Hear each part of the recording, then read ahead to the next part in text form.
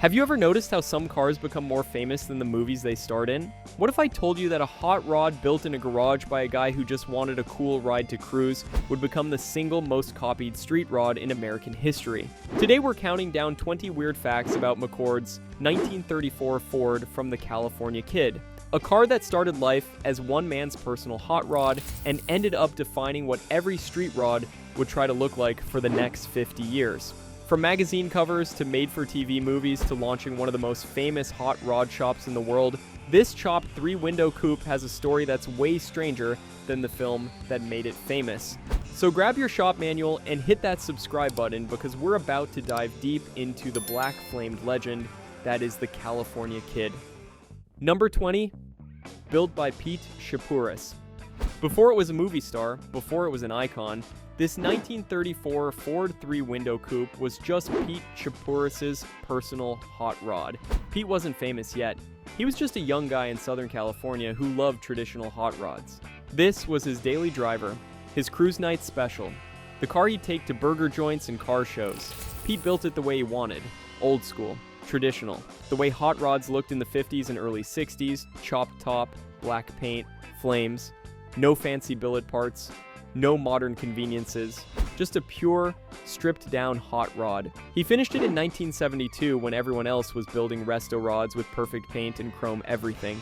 Pete went the opposite direction, raw, mean, purposeful. The car was an extension of Pete's personality, uncompromising, traditional, a middle finger to the trends of the early 70s. He drove it everywhere, beat on it, used it like hot rods were meant to be used. Not a trailer queen, not a show car, just a hot rod. Then Hollywood came calling, and everything changed. Pete's personal ride was about to become the most influential hot rod of all time. Number 19. Magazine cover to movie. Here's how Hollywood works sometimes. Pure chance. The right photo at the right time.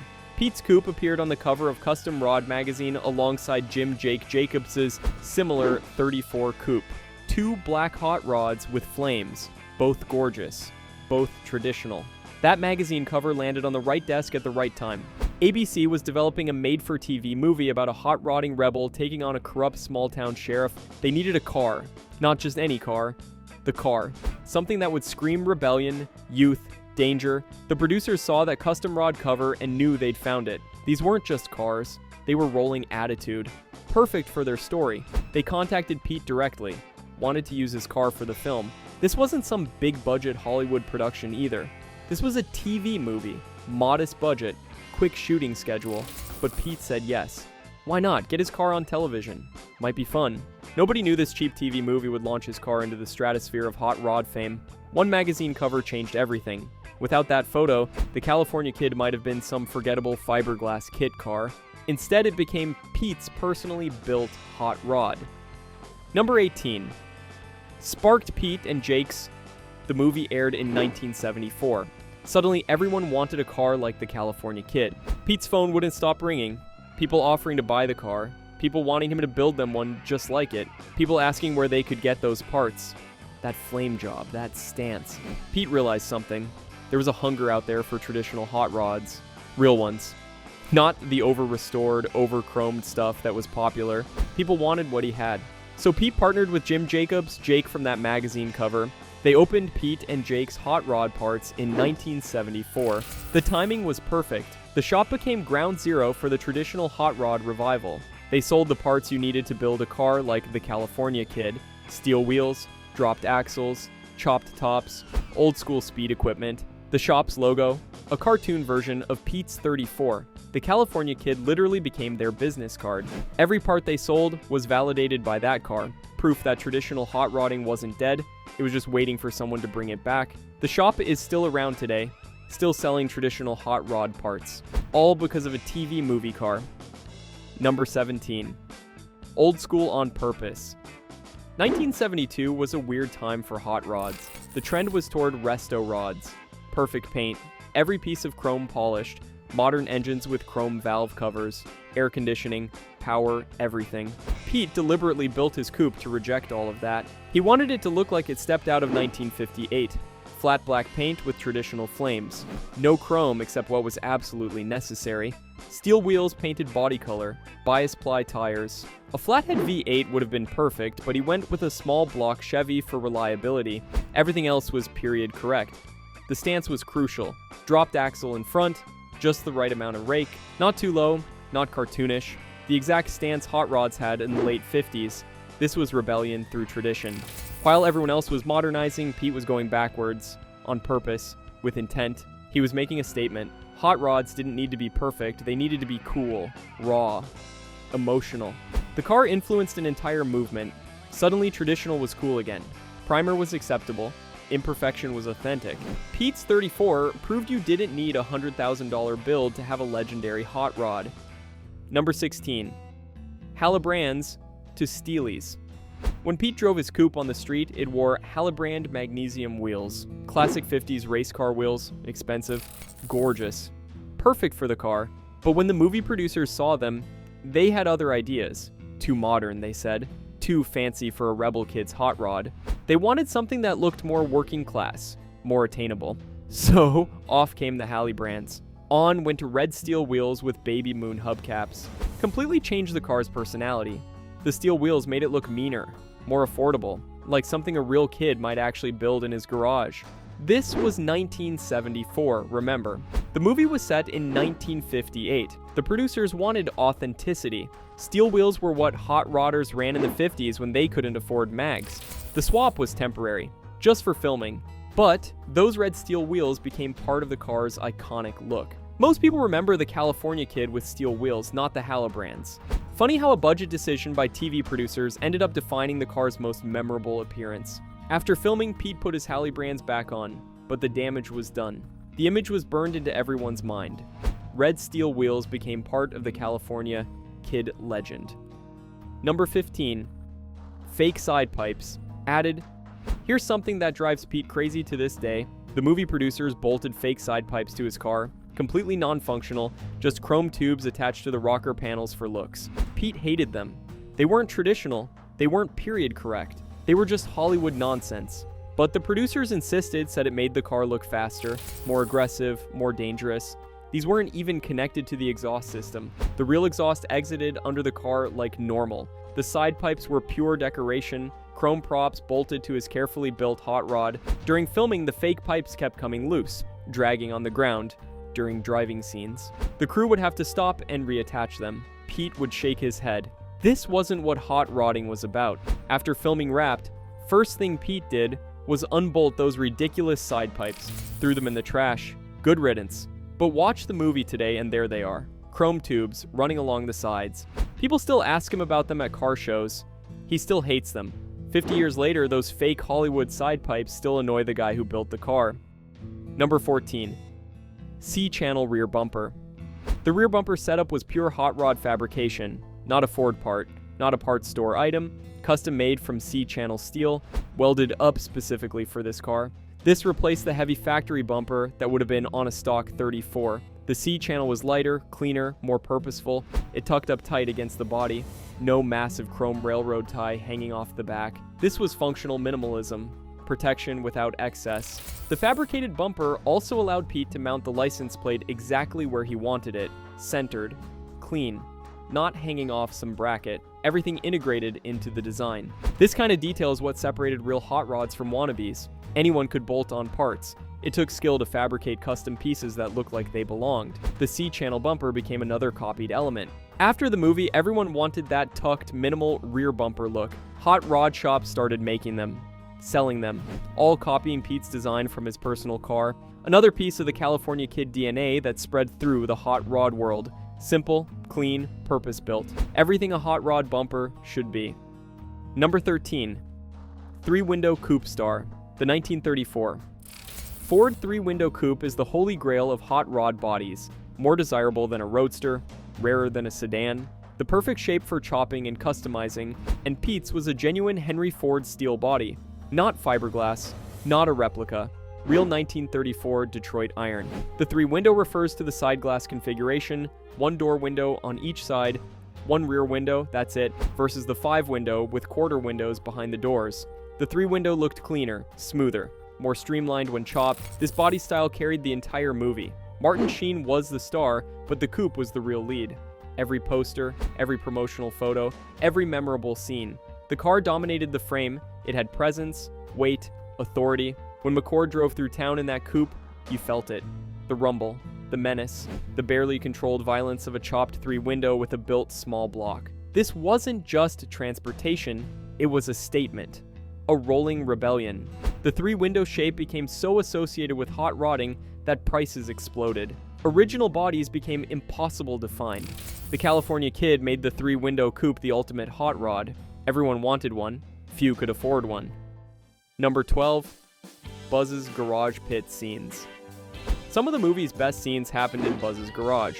The car perched on wooden ramps over an old-school grease pit, McCord underneath, wrenching on his ride, classic hot rodder imagery. This was real 1950s garage stuff. Before hydraulic lifts, before professional shops, just planks over a hole in the ground. Crawl down in the pit. Work on your car standing up. These scenes established McCord as a real hot rodder, not just some punk with a fast car. He knew his machine, could fix it, improve it, make it faster. The garage scenes also showed the car from angles people hadn't seen. Underneath, the chassis, the suspension, the exhaust, all that mechanical beauty usually hidden from view. Pete's car looked good from below too. Clean, purposeful, no shortcuts. Everything done right. The wooden ramps creaked under the car's weight, added tension to the scenes. Would they hold? Would the car fall? That danger was real. Those ramps were sketchy, but that's how it was done back then. The grease pit scenes grounded the movie in authentic hot rod culture. This wasn't Hollywood fantasy. This was how real hot rodders worked on their cars. Number 11. Dialogue sells speed. There's a line in the movie that makes every car guy smile. McCord's character bragging about his coupe. 75 miles per hour in 10 seconds. That's quick even by today's standards. In 1958, when the movie was set, that was absolutely flying. The dialogue sold the car as genuinely fast, not just looking fast, being fast. This wasn't some pretty boy show car, this was a serious piece of machinery, built for speed, built to run. The bragging was part of hot rod culture. My car's faster than yours, want to prove it? Let's go. The specific numbers mattered, 75 in 10 seconds, precise, measurable, a challenge. Come beat it if you can. Pete's actual car was definitely quick. Small block Chevy, 4-barrel carb, headers, dual exhaust, 3-speed transmission, it would move. But 75 in 10 seconds? That was Hollywood exaggeration. Didn't matter. The dialogue established the car's reputation, made it legendary before we even saw it race. Words creating mythology. The California Kid wasn't just cool looking, it was genuinely fast. The dialogue said so. Number 10. Post-movie revert. As soon as filming wrapped, Pete started undoing Hollywood's modifications. Off came those ridiculous fake side pipes. First thing to go, into the garbage. Good riddance. The red steel wheels came off next. Back on went his original Halibrand mags, the proper wheels. The ones he'd chosen, the ones that belonged. Various brackets and mounts that held cameras and lights were removed. Holes were filled. Damage was repaired. The car needed to become his hot rod again, not a movie prop. His personal ride. The interesting thing is, Pete didn't change everything back. The flames stayed exactly as they were. The stance remained the same. The chopped top obviously couldn't be undone. The car had evolved during its Hollywood adventure. It was still Pete's hot rod, but now it carried this additional identity. The California Kid. Like it or not, that's what it would always be now. Pete drove it for years afterward, still took it to shows, still cruised it, but everywhere he went, people recognized it. Not as Pete's coupe, as the California Kid. The movie had permanently altered the car's identity. Even with Pete's modifications reversed, it would never be just another hot rod again. Number 9. Movie made the nickname. Before the film, nobody called Pete's car the California Kid. It was just Pete's 34, Pete's coupe, that black deuce with flames. The movie created the nickname that became inseparable from the car. Now it's impossible to imagine this car being called anything else. The California Kid. It rolls off the tongue. Sounds dangerous, rebellious, perfect. The name transcended the movie. People who've never seen the film know about the California Kid. It became bigger than its origin, a legend that outgrew its source. Car shows advertise the California Kid will be appearing. Not Pete Chapouris' 34 Ford. The California Kid, like it's a celebrity. Which, in the car world, It absolutely is. The name also got applied to other cars. Any black 34 with flames might get called a California Kid clone. The name became a template, a style, a genre of hot rod. Pete never named his car the California Kid. Hollywood did that, but the name stuck harder than any paint job. 50 years later, that's still what everyone calls it. The movie might be forgotten, but the name lives forever. The California Kid. 3 words that define an entire era of hot rodding. Number 8. Industry, icon, status. After the movie, something unexpected happened. Everyone started copying the California Kid, not just influenced by it, straight up copying it. Black 34 3-window coupes with flames started appearing everywhere. Car shows, magazines, the street. Some were tributes, homages, others were exact replicas. Every detail duplicated. The chop-to-top height, the flame pattern, the stance, the red steel wheels from the movie, clone after clone after clone. It became the most copied hot rod in history. More replicated than the graffiti coupe, more than any Bears custom, more than any other famous hot rod you can name. Fiberglass companies started making 3-window bodies specifically so people could build California Kid replicas. Model companies released kits. Die-cast versions appeared. Posters, t-shirts. The car became an industry unto itself. Pete's personal hot rod had become public domain. Everyone felt they owned a piece of it, could build their own version, claim that connection to the legend. The copying continues today. Go to any major car show, you'll see California Kid clones, some beautiful, some terrible, all trying to capture that magic. The original created an entire category, a template for what a traditional hot rod should look like. Number 7, producer pedigree. The guy who pushed to get Pete's car in the movie wasn't some nobody. This was Howie Horowitz, the producer who'd worked on Batman, The Green Hornet, major television productions with serious car content. Horowitz knew vehicles, understood their importance to a story. He'd worked with George Barris on the Batmobile, seen how the right car could define a show, make it memorable, create merchandising opportunities. When Horowitz saw Pete's coupe, he knew this was the one. This would make his modest TV movie special. He fought for it, convinced ABC to pay for the car rental, the modifications, the insurance, the transportation, all for a made-for-TV movie with a limited budget. Horowitz understood something the executives didn't. The car would be the star. People would remember the car long after they forgot the plot. He was absolutely right. Horowitz's Hollywood experience meant he knew how to film the car too, how to light it, what angles worked, how to make it look heroic, dangerous, beautiful. His producer pedigree elevated what could have been a forgettable TV movie into something iconic, all because he recognized a star when he saw one, even if that star had 4 wheels and a flame job. Number 6, period correct chrome delete before it was trendy. Pete deliberately removed almost every piece of bright work from the car. No chrome bumpers, no chrome trim, no chrome grille shell. Everything either painted or just left off entirely. This was authentic 1950s hot rodding. Chrome was expensive back then. Young hot rodders couldn't afford to get everything chromed, so they painted it, or ran without it, made the cars look meaner, more purposeful, less precious.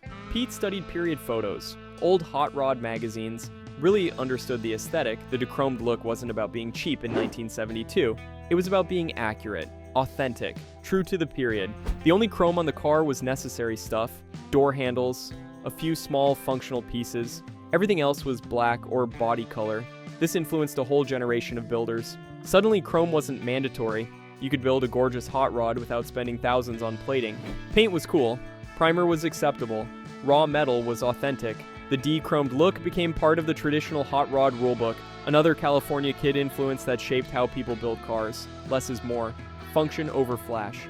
Let the shape and stance do the talking, not the shiny bits. Number 5, flame job continuity. Those flames weren't just decoration, they were the car's signature, the identity, the thing everyone remembered. Black paint, red to yellow traditional flames, outlined in white pinstriping. Classic, perfect, timeless. The flame pattern became so iconic it's been copied thousands of times. Every clone tries to duplicate those exact flames. The way they flow, the way they lick back from the grill, the way they end at the doors. Pete had them painted before the movie. They weren't added for Hollywood. This was his personal choice, his style. Traditional flames like they did in the 50s, not wild, not overdone, just right. During filming, the producers wanted to change them, make them bigger, wilder, more dramatic. Pete refused. These were his flames. Take them or leave them. They took them. The flames survived filming intact, no touch-ups needed, no modifications. They looked perfect on camera, photographed beautifully, became the poster image, the promotional material, the thing everyone remembered. Those flames are still on the car today. Same pattern, same colors, touched up over the years but never changed. They're as much a part of the California Kid as the chopped top. You can't imagine the car without them. Number 4. Vintage tin roots. Pete built this car while he was in the Vintage Tin Car Club. This wasn't just any car club. These guys were serious about traditional hot rodding. They studied the own history, understood the culture, built their cars right. Vintage tin was about authenticity, building cars the way they were built in the 50s and 60s, no modern shortcuts, no billet aluminum, everything, just traditional techniques and period-correct parts. The club influenced how Pete built his coupe. Every decision filtered through that traditional lens. Would this be right for the period? Is this how they would have done it? The club members pushed each other, shared knowledge, helped with builds. Pete's coupe was a vintage tin car through and through. You could see it in every detail. The stance, the wheels, the paint, the attitude. When the coupe became famous, it reflected well on vintage tin. Proved they were doing it right, building real hot rods, not fashion statements. The club's influence on the car helped make it timeless. It looked right in 1972. Looked right in the movie set in 1958. Still looks right today. That's what happens when you build with respect for tradition. The style never goes out of style. Number 3. Red wheels for film stills. Those red steel wheels from the movie, they're documented in hundreds of period photos, production stills, behind-the-scenes shots, publicity photos, magazine features, all showing the car with red steelies instead of Pete's Halibrands. These photos became the historical record. When people research the California Kid, this is what they find. Red wheels, baby moon hubcaps, the movie version, not Pete's street version. It's created confusion over the years, people arguing about what wheels are correct for the California Kid. The Halibrands Pete chose, or the red steelies Hollywood insisted on? Both are correct, depending on your perspective. The photos also show other temporary modifications, the fake side pipes, camera mounts, different license plates for different scenes. All documented in black and white, these images spread the California Kid legend, appeared in magazines worldwide, inspired builders in other countries who'd never seen the actual car. Just these photos. These film stills became the blueprint for thousands of clones, everyone building their version based on these publicity shots. Not the actual car Pete built, but Hollywood's version of it. The red wheels in those photos influenced more builds than Pete's original Halibrands ever did. Number 2, lifelong showpiece. 50 years later, the California Kid is still making appearances, still drawing crowds, still the star attraction wherever it goes. Pete couldn't have imagined this when he built it. He just wanted a cool hot rod to drive. Instead, he created an obligation, a responsibility. The car can't just disappear into a private collection. People need to see it, experience it, hear it run. It appears at major shows, Goodwood, SEMA, the Grand National Roadster Show, always surrounded by crowds, always the center of attention. 3 generations of hot rodders have now seen this car in person. Grandparents who watched the movie when it first aired, their kids who grew up seeing it at shows, their grandchildren discovering it fresh. The car has educated thousands about traditional hot rodding, what it means, why it matters, how it should be done. Pete still occasionally drives it to events, fires up that small block, lets people hear what a real hot rod sounds like. No trailer queen treatment. This thing still moves under its own power, the way Pete built it, the way it was meant to be. A working hot rod that just happens to be the most famous 34 Ford on Earth. Number 1, car eclipsed the plot. Here's the ultimate weird fact. Nobody remembers what the California Kid movie was actually about. Seriously, ask any car person about the California Kid and they'll describe the car, not the plot, not the characters, the car. Something about a sheriff? Martin Sheen was in it. There was a cliff. The details are fuzzy, but that black 34 with flames? Crystal clear, every detail burned into memory. The movie was a typical made-for-TV thriller. Small-town corruption. Young rebel stands up to authority. Justice prevails. Standard stuff. Forgettable, except for one thing, that incredible car. The car became bigger than the movie. More important, more lasting, more influential. The movie is a footnote in television history. The car is a cornerstone of hot rod culture. This wasn't supposed to happen. TV movies were disposable entertainment, watch once, forget forever. But the car transcended its origin, became something bigger. Pete's personal hot rod achieved immortality, not because of the story it told on screen, but because of what it represented off-screen. Traditional hot rodding, rebellion, authenticity, cool. The California Kid proved that sometimes the prop becomes more important than the production. Sometimes the car is the real star. And there you have it. 20 weird facts about the California Kid, a hot rod that started as one man's personal project and became the template for every traditional hot rod built since. From Pete Chapouris' garage to primetime television to permanent icon status, this Chop 34 Ford proved that sometimes the coolest cars are the ones built with passion, not money. Did we miss any California Kid facts, Drop them in the comments below, and let us know what other famous movie cars deserve this deep dive treatment. Hit that subscribe button and ring the notification bell so you don't miss our next video. Thanks for gearing up with us, and we'll see you next time when we uncover more legendary rides hiding in Hollywood history.